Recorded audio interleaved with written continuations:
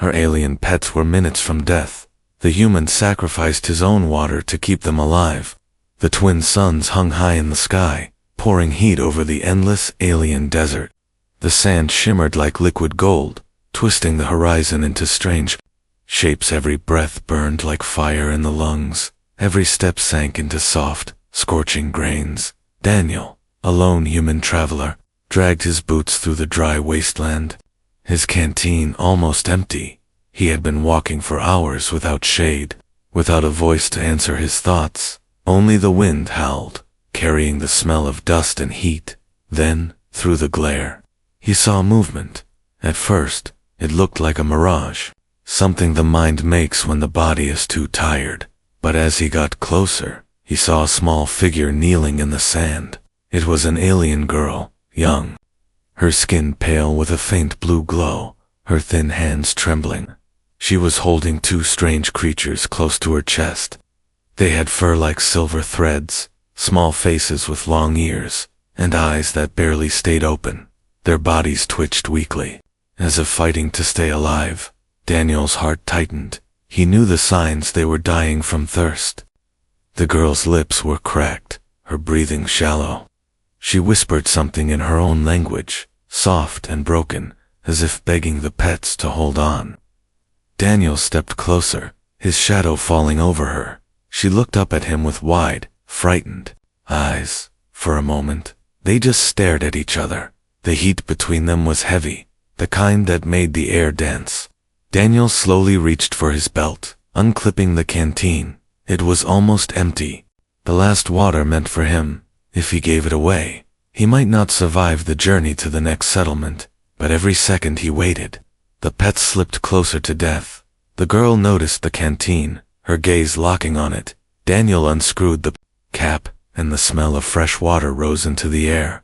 The pets' ears twitched, their heads lifting slightly. The girl shook her head, pointing at him, trying to tell him he needed it more. Her voice was rough, her words broken in the trade language. You need. Daniel didn't answer. Instead, he crouched down and poured some of the water into a small, cracked bowl lying in the sand. The water sparkled under the sun, each drop precious like a jewel. The pets sniffed the air, and with the last of their strength, crawled toward the bowl. The sound of their tongues lapping the water was soft but clear. Daniel watched as life slowly returned to their eyes. The girl's hands covered her mouth, her eyes shining as if she couldn't believe what she was seeing. Daniel drank nothing himself. He just waited until the pets had finished every drop. The girl looked at him, her expression caught between gratitude and disbelief. Her hands moved to her chest, a gesture of thanks in her culture. Daniel gave her a small nod, feeling the weight of the heat pressing harder now. The wind shifted, carrying the sound of distant thunder, though no clouds were in sight. Somewhere beyond the horizon, trouble might be waiting. The girl whispered something again, her voice gentle, pointing toward the east. Daniel understood. She wanted him to follow her. He glanced down at the pets, now resting with their heads in her lap, breathing easier. In this desert, water was worth more than gold, and yet, in that moment, Daniel knew he had given it away, without regret, because sometimes, the value of life was worth more than his own survival. He adjusted the strap of his pack, gave the girl one last look, and took the first step toward her direction. Somewhere in the distance, two small shadows began to follow his own, and the desert, for the first time that day, felt a little less empty. The girl kept glancing back at him as they walked, her pace slow because of the weight of the two small creatures in her arms.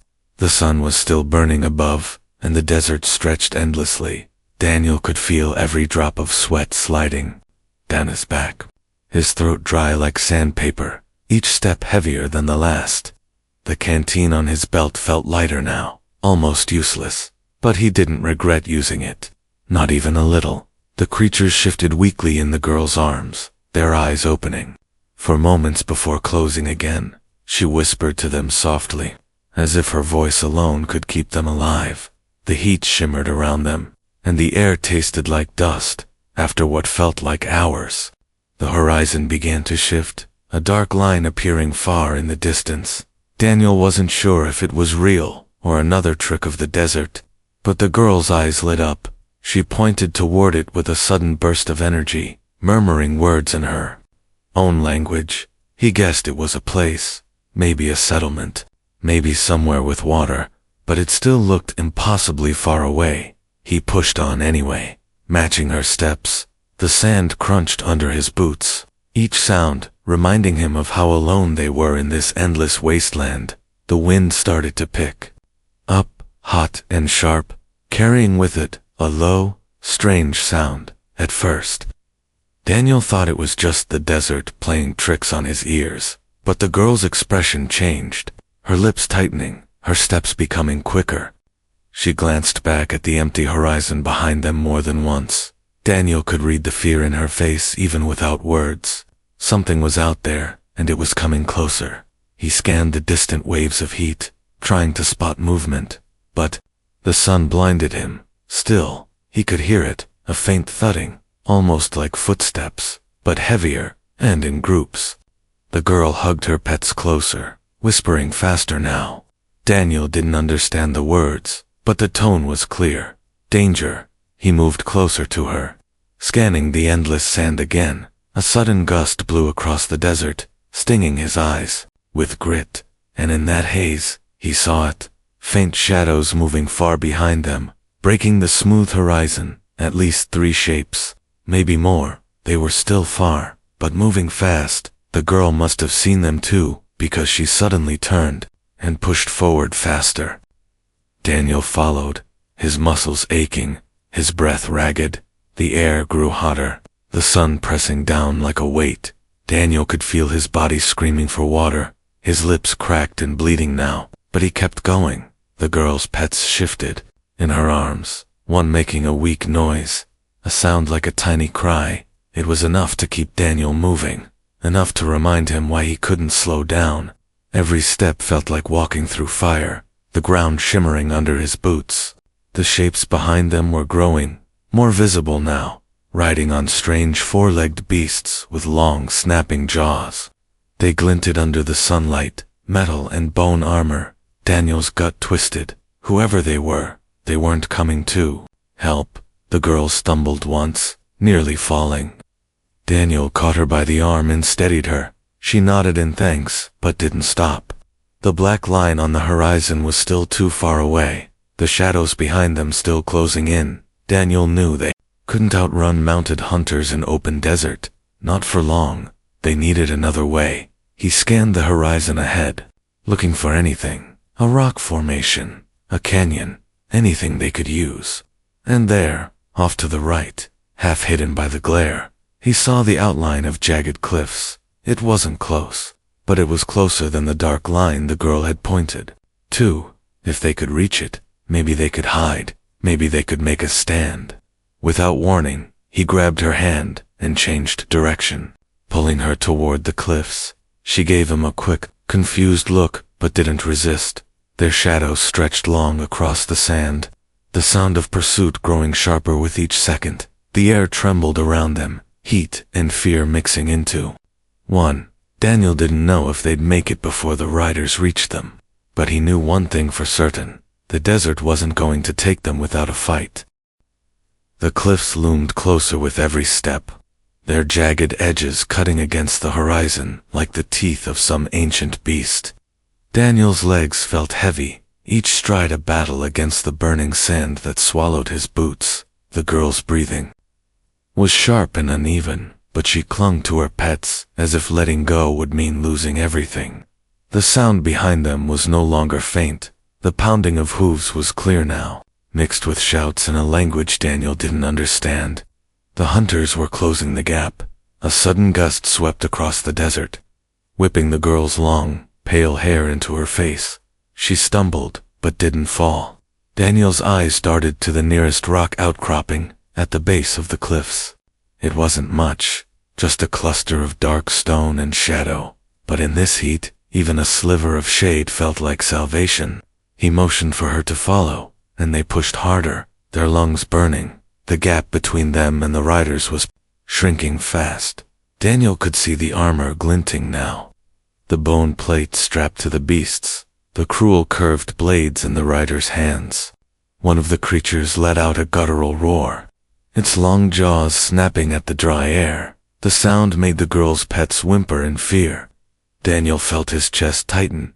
They reached the outcropping, and Daniel quickly scanned the rocks, spotting a narrow crevice just wide enough for them to squeeze into. He waved the girl forward, helping her slide inside first. She crouched low, holding the pets close. Daniel followed, pressing himself against the cool stone. The air was still hot, but the shade dulled the burning sun. The riders slowed as they approached, their beasts snorting, the hooves striking the ground like war drums. Daniel peered through a gap in the rocks, watching them spread out, their eyes scanning the sand. One dismounted, walking toward the outcropping, his boots crunching softly. Daniel's hand instinctively went to the small knife at his belt, hardly enough to face one of them, let alone all. The girl's wide eyes met his in the shadows, her lips moving silently. He didn't know what she said, but the fear in her face told him everything. The man outside stopped, his head tilting slightly. He was listening. Daniel held his breath. The heat made the air waver. The silence stretched into something heavy. Then, from far off, another sound broke through, a low rumble, almost like thunder. The rider froze for a moment before looking toward the horizon. Daniel followed his gaze and saw it too, a wall of dust rolling across the desert, growing fast. It wasn't a storm, it was something bigger. The riders exchanged shouts. Quickly mounting their beasts again, they turned and rode hard away from the cliffs, the pounding hooves fading into the distance. Daniel didn't know what had scared them off, but he knew they couldn't stay there for long. He stepped out of the crevice, offering his hand to the girl. They started moving again, this time keeping close to the base of the cliffs, using every shadow they could find. The girl glanced back at the retreating riders once, then fixed her eyes forward. Daniel felt the weight of the moment settle in. The desert had just spared them once, but it wouldn't be so forgiving the next time. The wall of dust on the horizon didn't fade. It grew, shifting and curling like a living thing. Daniel's instincts screamed at him that whatever it wasn't friendly. The girl kept glancing toward it, her grip on her pets tightening until their small bodies pressed close to her chest. The cliffs beside them offered a thin line of safety, jagged shadows stretching across the sand like black scars. But the heat still clung to them, wrapping around their bodies like a burning cloak. Daniel's boots scraped against loose stones, each one sending tiny echoes up the cliffside. The girl moved quietly, her bare feet leaving almost no trace. She looked up at him every so often, her pale eyes filled with questions she didn't ask. The air here felt different, heavier, almost holding its breath. Somewhere above them, a hawk-like creature let out a long, sharp cry, the sound bouncing between the rocks until it disappeared into the desert's silence. They rounded a bend in the cliffs and stopped. Ahead was a narrow gap between two stone walls, barely wide enough for one person to pass through at a time. Daniel frowned, his instincts telling him that such tight spaces could be both safety and trap. The girl pointed toward it, nodding quickly, her urgency clear. Daniel studied the sand near the gap, noticing something strange. The wind here didn't touch it, as if the space beyond was shielded somehow. They slipped through, the rock pressing close to their shoulders. The air immediately cooler, the light dim. Daniel exhaled slowly, feeling the heat's grip loosen just a little. The girl moved faster now, clearly familiar with this path. But after only a short distance, she stopped. Daniel followed her gaze, and felt his stomach knot. A figure stood ahead, half hidden in shadow, cloaked in dark fabric that rippled in the faint wind.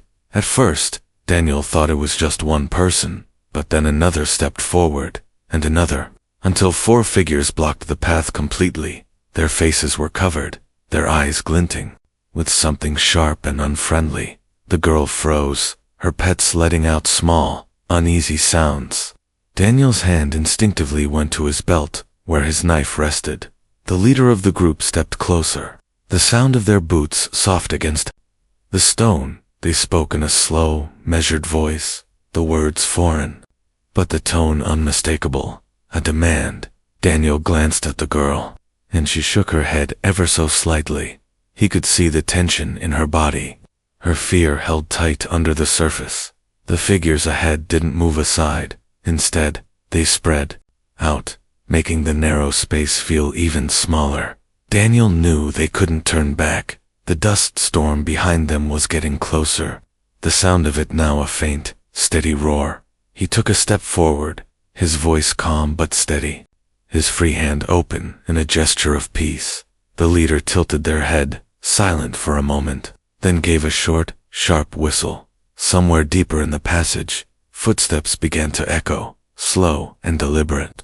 Whatever was coming, Daniel had the sinking feeling it would decide whether they left this place alive. The footsteps from deeper in the passage grew louder, slow and heavy, each one echoing against the stone until it felt like the cliffs themselves were breathing. Daniel's fingers tightened around the handle of his knife, but he didn't draw it yet.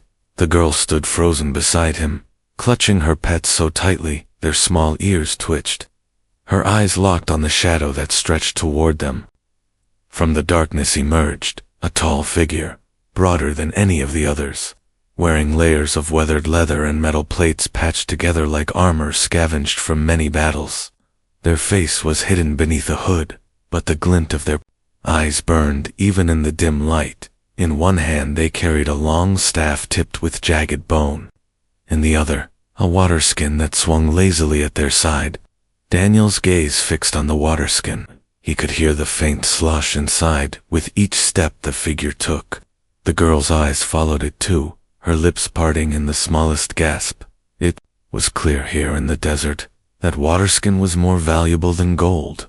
The leader of the group spoke again, this time pointing at Daniel, then at the girl, then at the water skin. The meaning became chillingly clear. They wanted a trade, not of goods, but of safety for water, and the cost might be more than Daniel could give. The girl shook her head quickly, whispering something sharp under her breath, but the tall figure stepped closer, the staff's jagged edge scraping along the stone wall, leaving white scars in its surface. The roar of the dust storm behind them was louder now, the air in the gap beginning to swirl with fine grit. Daniel knew they had minutes at best before it hit. Trapped between the storm and these strangers, he had no easy way out. The girl shifted closer to him, her small frame almost pressed against his side. Daniel took a slow step forward, keeping his voice calm. He motioned toward the water skin, then toward the girl's pets, making it clear they needed water for them, not for himself. The tall figure tilted their head, as if weighing the request. The silence between them stretched until it was almost unbearable. Then, without warning, the figure tossed the water skin to the ground between them. The sound of it hitting the sand was like thunder in Daniel's ears, but the leader's voice came again, this time harsher, accompanied by a gesture toward the girl. The water was theirs, but only if Daniel left her behind. The girl's breath caught, her eyes wide. Daniel didn't look at her, didn't even move toward the water skin. The storm was almost here now, its shadow crawling up the cliff walls. In that instant, Daniel knew his choice, and it had nothing to do with water. Daniel stepped forward, placing himself between the girl and the cloaked figures, the grit-filled wind from the approaching storm beginning to whip at their clothes, the roar behind them. Now, a constant, low growl that promised to swallow anything left in its path. The tall figure's staff angled slightly toward him, the jagged bone tip catching a flicker of light. The girl's pets whimpered softly, sensing the tension. She whispered something in her own language, her voice breaking, but Daniel didn't turn. His eyes stayed locked on the leader, his mind moving fast. There was no chance they could fight their way past four armed strangers in such a narrow space. But there was one thing the desert taught him long ago. In a storm, nothing is safe, not even the hunter. He crouched suddenly, grabbing the water skin from the ground, but instead of retreating, he ripped the cork free and splashed the water in a wide arc across the sand and stone. The reaction was instant. The leader's eyes widened. One of the others shouted angrily. The smell of the fresh water in the dry air made their beasts outside whinny and snort, pulling at their tethers in a frenzy. The moment's distraction was all he needed. Daniel lunged forward, shoving the leader hard into the narrow wall, the jagged staff clattering to the ground. The girl gasped, but didn't hesitate. She darted past the smaller guards, cradling her pets close. Daniel spun and grabbed her arm, pulling her toward the other side of the gap. The wind hit them like a wall, the storm arriving with a deafening roar. Sand and dust slammed into their faces, stinging their skin. The air turned into a choking cloud. Daniel could barely see more than a few steps ahead, but he knew the storm would blind their pursuers too. They stumbled forward, half running, half falling, the ground shifting under their feet as the wind threatened to throw them down. Somewhere behind them, voices shouted, but the storm drowned them out. Daniel's lungs burned with each breath, his eyes streaming from the grit. Still, he didn't let go of her hand. Finally, through the chaos of the swirling sand, a dark shape appeared, the outline of a deep overhang in the cliff. Daniel pulled her toward it, both of them collapsing under the shelter. The roar of the storm just outside like the rage of some ancient beast. They were shaking, exhausted, but alive. The girl looked at him, her face streaked with dust, her lips trembling. Then she leaned forward and pressed her forehead lightly to his, a gesture he didn't fully understand but felt deeply. Daniel didn't need words to know what it meant. In the desert, he had given more than water. He had given his choice, and he had chosen her. The storm raged for hours, a living wall of dust and wind that swallowed the desert whole. Daniel and the girl huddled deep beneath the overhang, the air thick with grit even in their shelter. The girl's pets lay curled against her, breathing slow but steady, their fur now coated with a fine layer of sand. Daniel's throat ached, his lips cracked and raw, but he didn't care. Every breath they took was worth it. When the storm finally began to die, the light outside turned strange, a hazy gold filtering through the thinning clouds of dust. Daniel stepped out first. Scanning the cliffs, the desert was transformed. Dunes shifted, rocks half buried, any sign of the strangers gone. Only the deep, uneven marks of their beasts, tracks half covered by sand, remained. The girl joined him, silent, her eyes searching the horizon. And then she pointed. Far to the east, the faint outline of structures shimmered in the heat. Shade City, he guessed, the place she had been trying to reach all along. It still looked far, but now, after everything, it felt possible. They began walking, their shadows stretching long in the strange light. The air cooler now, the wind carrying a faint scent of moisture. Daniel's steps were slow but steady, each one bringing them closer to safety. The girl walked close beside him, no longer afraid to meet his eyes. By the time they reached the outskirts of the city, the suns were dipping low. Towers carved from pale stone rose above them, casting wide shadows. The gates were open, and people stopped to stare as they entered. A human, dusty and worn, leading an alien girl, clutching two rare desert creatures. Word traveled fast. By the time they reached the central square, a small crowd had gathered. Whispers filled the air.